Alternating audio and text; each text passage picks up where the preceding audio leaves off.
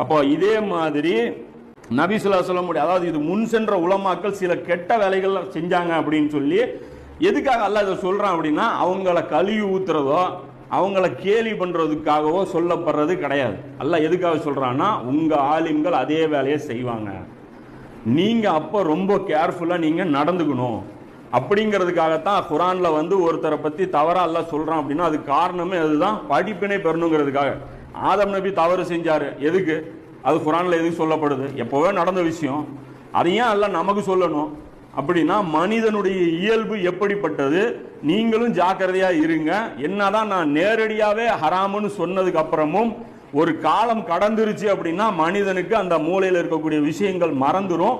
அதனால படிப்பினை எடுத்துங்க அப்படின்னு சொல்லி தான் அந்த மெசேஜுக்காக ஆதம் நபியுடைய வரலாறு அல்லாஹ் சொல்லும் போது இவர் தவறு செஞ்சாரு, உறுதியா நிக்கல அப்படின்னு சொல்லி சொல்றானே தவிர, ஆதம் நபியை அசிங்கப்படுத்தி அவரை கண்ணிய குறைவை ஏற்படுத்தி அதுக்காக அல்லாஹ் சொல்றதில்லை. இதை புரிஞ்சுக்கணும்.